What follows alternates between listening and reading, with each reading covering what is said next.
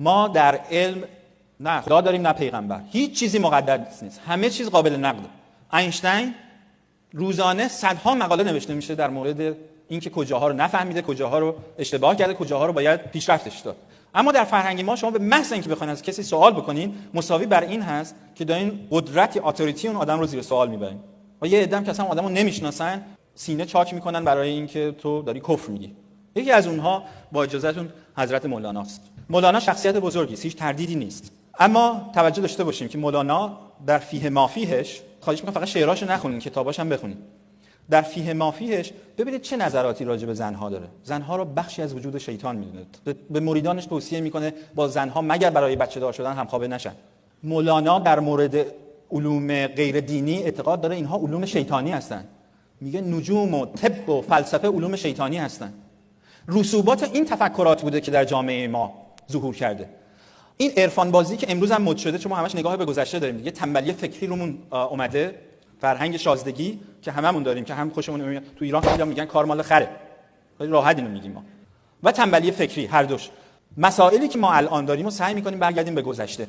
اون چیزی که من میگم آینده ما در خطره اینه که داره ذهن نقاد از بین میره. داریم یک مش ربات تحصیل کرده به وجود میاریم که به هیچ وجه حاضر نیستن سوال کنن و موقعی که به سوال کردن میرسه کرکرهای پایین، اونجا به هیچ وجه حاضر نیستن سوال کنن.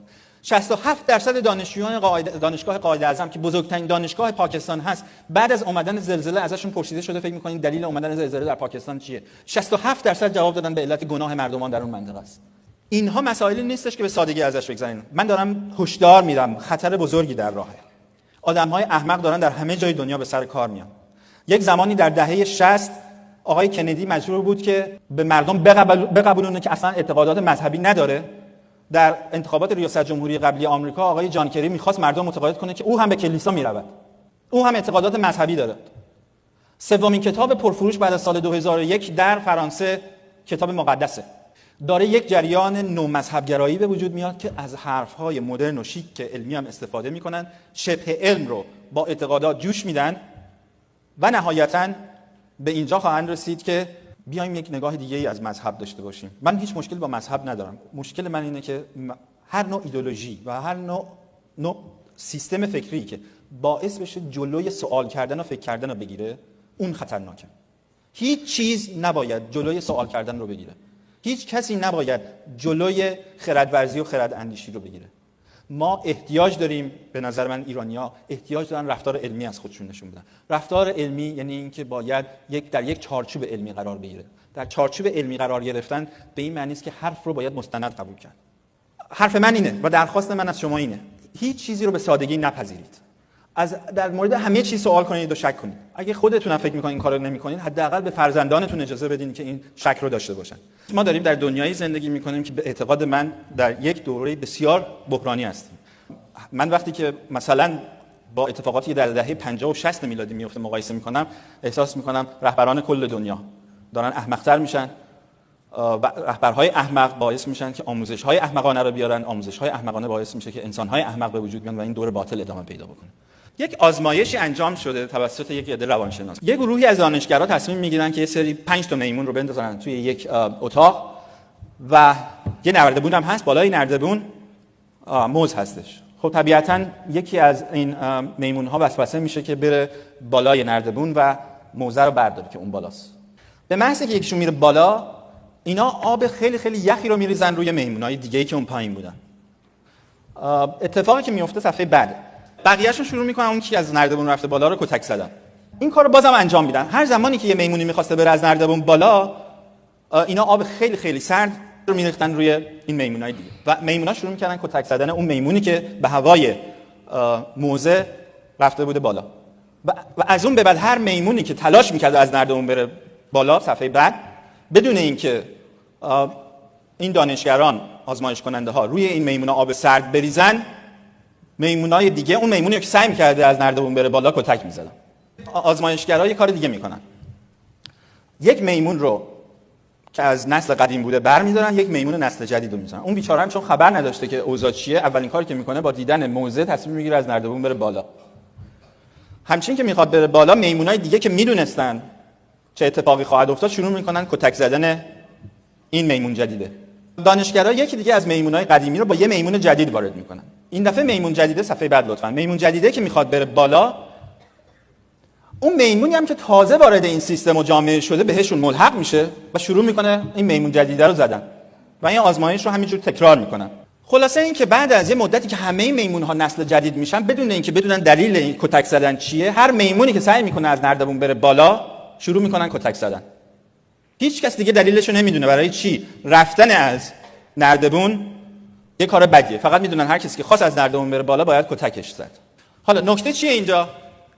هیچ کدوم از این میمون ها یک بار هم از خودشون سوال نمیکنن اون چیزی که به صورت سنت در اومده یا یک پارادایم به وجود آورده چرا به وجود اومده، منشأش از کجاست. فقط کورکورانه دنبال میکنیم و اون چیزی است که به اعتقاد من در فرهنگ ما خشکیده و اونم سوال کردن. مثلا بیشتر به زندگی خصوصی آدما علاقه‌مندیم تا بدونیم که مسائل واقعی چیه. وقتی که در یک محیط غیر ایرانی حرفه‌ای هستیم، مثلا توی اروپای غربی آمریکایی، اون موقع رفتارهای حرفه‌ای از خودمون نشون میدیم. اما به محض اینکه خودمون میرسیم رفتارامون هم غیر حرفه‌ای میشه. من میخوام شما رو به یه سفر ببرم، سفر کوتاه، که ببینیم ماها واقعا کجاییم. توی کشور گربه شکل زندگی می‌کنیم. معمولاً بیشترین کاری که برای این کشور گربه‌ای می‌کنیم اینه که توی همون براش گریه می‌کنیم. عملاً کاری تا حالا بر نداشتیم. 500 ساله که وضعمون خرابه دیگه. این تقریباً نیم بخشی از کره زمین رو نشون میده به شما. همونطور که می‌بینید گرده، البته یک عده هنوز در قرن 21 اعتقاد دارن که اینا قلابی ساخت و پرداخته ذهن دانشگرانه و در واقع مسطح زمین. اینم ماهه. می‌دونید بسیاری حتی از روشنفکران ما اعتقاد داشتن توی این ماه میشه چهره‌های عجیب غریب دید. مثلا 30 سال پیش. حالا بعداً بهتون میگم که ماها تنها نیستیم. این خورشید ماست که ما برای حدود 2000 سال فکر می‌کردیم که چون ما خیلی خوبیم و همه چیزام 6000 سال پیش اتفاق افتاده، این خورشیدی که داره دور ما میچرخه. بطلمیوس در یونان اولین کسی بود که این مسئله رو مطرح کرد که زمین در مرکز عالم هست. بعداً مسیحیت از این و یهودیت تاثیر گرفتن، همشون فکر کردن که ما در مرکز عالم هستیم. کوپرنیک نشون داد که در واقع این ما هستیم، زمین هستش که داره به دور خورشید میچرخه و ما هم به دور ما. این یکی از عکس‌های فوق‌العاده است که داره تشکیل 3 ستاره رو در عالم میده. این عکس شبیه ماه ماست، مدل غربیش. مسیحیای ارتدوکس وقتی که این در سال 1995 یا 96 بود این عکس اومد بیرون، اعلام کردن که مسیح رو در اینجا دیدن. من خیلی خوشحال شدم، باور نمی‌کنید، چون تا اون زمان فکر می‌کردم فقط ما هستیم که تو ماه میتونیم آدم پیدا بکنیم. ولی دیدم نه، آدمای احمق خوشبختانه همه جا هستن. ما حتی در مرکز نه تنها منظومه شمسی خودمون نیستیم، حتی در مرکز کهکشانمون هم نیستیم. این کهکشان راه شیریه. خب ما در یکی از بازوهای شکسته کهکشان راه شیری قرار داریم. خب پس تا اینجا داریم می‌بینیم اصلا جایگاه خیلی خاصی هم نداریم. این کهکشان اندرومدا است یا زن به زنجیر بسته. این یه خصوصیتی داره که ما ایرانی‌ها خیلی خوشمون میاد، اینه که این برای اولین بار توسط یک ستاره شناس ایرانی کشف شده. عبدالرحمن صوفی رازی در قرن پنجم. در هر کهکشانی به طور متوسط 100 میلیارد تا 200 میلیارد ستاره وجود داره. هر کهکشانی که خودش 100 تا 200 میلیارد ستاره داره عضو گروه محلیه. هر گروه محلی هم تشکیل شده از 2 تا 3 هزار کهکشان دیگه و هر گروه محلی تازه خودش عضو خوشه‌های کهکشانیه. هر خوشه کهکشانی از 100 تا 200 میلیارد کهکشان تشکیل شده. هر کدوم از این نقطه ها که می‌بینید اینا ستاره نیستن، اینا هر کدومشون یک کهکشانن که تو هر کدومشون 100 تا 200 میلیارد ستاره هست. من فقط میخوام یک درکی از بزرگی عالم بهتون بدم و اینکه ما چقدر بزرگیم. ما تا قبل از اینکه مسیر خردگرایی و دانش ورزیمون خشک بشه، که حالا میگم به اعتقاد من کیا مقصرش بودن، یه کارهای بزرگی هم کردیم. یکی از اون آدم‌ها به نظر من زکریا رازی. ما متاسفانه بیشتر رازی رو به عنوان کاشف الکل میشناسیم، ولی کمتر به این توجه داریم که رازی یکی از بزرگترین فیلسوفان غیر مذهبی ایران زمینه. رازی نقدهای بسیار جدی به اسلام داشته. چجور رازی رو تخطئه میکنن حتی، یعنی ما امثال رازی رو نداریم. رازی اولین کسی است که و من هنوزم همچین شجاعتی رو در هیچ کدوم از اندیشمندان فعلی نمیبینم. رازی اولین کسی است که آیه‌های قرآنی رو زیر سوال میبره، میگه از کجا که اصلا اینا حرف خدا باشه. رازی اولین کسی است که میگه احتمالاً همه این ادیان و یک رنگی دیگه هم که رازی داره برخلاف خیلی که فقط به یه دین خاص بند میکنن، رازی میگه احتمالاً همه این ادیان ساخته و پرداخته بشره. رازی رو همونجوری که میدونی بعداً مورد تکفیر قرار گرفت و شاید باور نکنید یکی از کسانی که رازی رو مورد تکفیر قرار داده کسی که ما خیلی بهش افتخار میکنیم، ابو علی سینا. ابو علی سینا زشت‌ترین نقدهای ممکنه رو در مورد رازی انجام داده. نیومده نظریات علمی رازی رو نقد بکنه. ابو ریحان بیرونی در یک نامه از ابن سینا میخواد که نظریات فلسفی رازی رو براش نقل بکنه و بگه که به نظر تو این چی میگه، من برام ثقیل حرفایی که داره میزنه. و واقعا هم ثقیله، جاش این در یک جای تخصصی تر صحبت کردن. جوابی که ابن سینا میده آدم یاد روزنامه کیهان در چاپ تهران میندازه. میگه کسی که در تمام عمرش کاری بجز مزه کردن غایت رو بل نکرده، وقت نباید روی نظراتش گذاشت.